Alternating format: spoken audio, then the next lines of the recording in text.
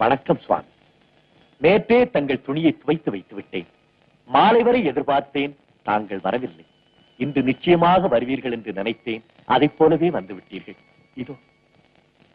திருக்குறிப்பு தொண்டனே, சிவனடியார்களுக்கு நீ செய்யும் திருத்தொண்டு அந்த சிவனுக்கு செய்யும் மாபெரும் தொண்டு. வாழ்க நீ பல்லாண்டு. வருகிறேன்.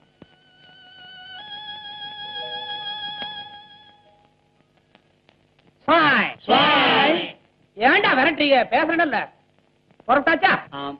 அவ்விடத்துல இப்போ எவ்விடத்துக்கு புறப்பாடும்? அடியேன் கைலாயமலைக்கு செல்கின்றேன். கைலாயத்துக்கேவா? ஆமா. போயிட்டு வருவீங்களா இல்ல?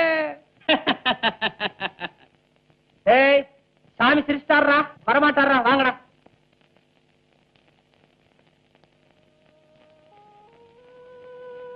என்னண்ணே மூட்டையை கட்டிட்டு புறப்பட்டீங்க? வயசுல நான் ரொம்ப சின்னவன். நான் வந்து உங்களுக்கு புத்தி மச்சி சொல்றதா? சொல்லக்கூடாதுதான். இருந்தாலும் சொல்லாம இருக்க முடியல. எப்படி நமக்கு வசதி? சின்ன அண்ணே சொன்னார். தந்தைக்கே மைந்தன் உபதேசம் செய்யவில்லையா? தவறு என்று பட்டதை சுட்டிக்காட்டுவது மனித இயல்பு. பெரியவராயிருந்தாலும் சிறியவராயிருந்தாலும் அதை ஏற்றுக்கொள்வதுதானே பண்பு. சொல்லப்பா, உன்னுடைய அறிவுரைகளையும் சிறமேற்கொண்டு நான் ஏற்றுக்கொள்கிறேன். ஐயோ, அப்படியெல்லாம் பெரிய வார்த்தை சொல்லாதீங்க. சதா சிவனடியார் அடியார் யாருன்னு உயிரை விடுறீங்களே, இதனால உங்களுக்கு ஊருக்குள்ள எவ்வளவு கெட்ட பேர் தெரியுமா?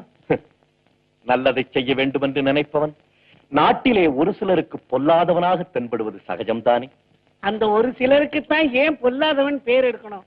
குள்ளா அண்ணே, உன்ன இல்லடா, பெரிய குள்ளடா. எல்லோருக்கும் நல்லவனாக உலகில் எவருமே வாழ்ந்ததில்லை.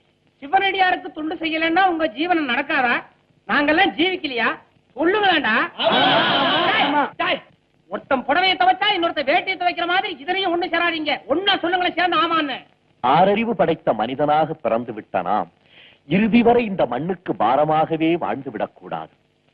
ஏதாவது ஒரு கொள்கையை கடைபிடிக்க வேண்டும். அதில் சிறிதும் வலுவாது கடைசி வரை வாழ்ந்து காட்ட வேண்டும். அப்படி என்னதானே உங்க கொள்கை? அதையாவது சொல்லுங்க. அரசர்களாக பிறந்தவர்கள் ஆண்டவனுக்கு கோபுரம் கட்டி கும்பாபிஷேகம் நடத்தி அவர்களுடைய கடனை நிறைவேற்றி விடுகிறார்கள். செல்வந்தர்களாக பிறந்த சீமான்களோ அபிஷேகம் ஆராதனைகளின் மூலமாக ஆண்டவனுக்கு தங்களுடைய சேவையை அர்ப்பணித்து விடுகிறார்கள். அடுத்து நடுத்தர வகுப்பினரோ கற்பூர தீபத்தையாவது காணிக்கையாக வைத்து விடுகிறார்கள். ஆனால் நாமெல்லாம் ஏழை. நம்மால் அப்படி செய்ய முடியுமா? அதனால்தான் தினம் ஒரு அடியவரின் துணியை துவைத்துக் கொடுப்பதன் மூலம் ஆண்டவனுக்கு நான் செய்ய வேண்டிய கடனை நிறைவேற்றுவதாக நினைத்து பெருமைப்பட்டுக் கொண்டிருக்கிறேன். அது தவறு என்று சொல்கிறீர்களா? அல்லது அப்படி ஒரு கொள்கை எனக்கு வேண்டாம் என்று சொல்கிறீர்களா? இதை போய் யாராவது வேண்டாம்னு சொல்லுவாங்களா? அவங்களுக்கும் தொண்டு செய்யுங்க. ஊர்த்தனங்க துணிகளை சொன்ன கடுவுல துவைச்சு கொடுங்க. அவங்க கிட்டயும் நல்ல பேரு சம்பாதிச்சுட்டு அப்பத்தானே அரை வயிற்று கஞ்சியாவது குடிக்க முடியும். 4 பேரு பேசுற மாதிரி ஒரு சொல்லுக்கு இடம் வச்சுக்காதீங்க. எல்லாம் நன்மைக்கு தான் சொல்றோம். அந்த நாட்டுக்கு தானே நாங்க சொல்றதை கொஞ்சம் கேளுங்க. அடம் பிடிக்காதப்ப. அப்பா, இன்னைக்கு தான் ஒழுங்கா ஒரு சுத்து வந்திருக்கானுங்க.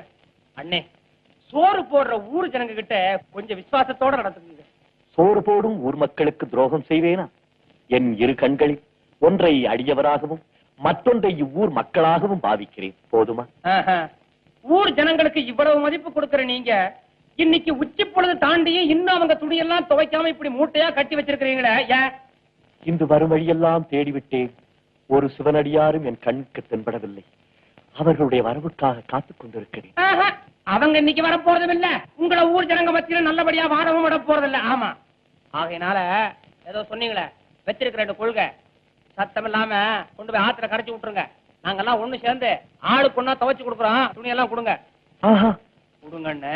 வேண்டாம் சின்னார், நீங்கள் எல்லாம் போய் வாருங்கள். இன்று சிவனடியார் கிடைத்தால் வீடு திரும்புகிறேன். இல்லாவிட்டால் என் விதிப்படி நடக்கட்டும். இந்த பிடிவாதம் வேண்டாண்ணே, சொல்றத கேளுங்க. உன் அறிவுரைக்கு என் நன்றி. உன்னை கும்பிட்டு கேட்டுக்கொள்கிறேன். என்னை விட்டுவிடு. நீங்கள் எல்லாம் புறப்படுங்கள்.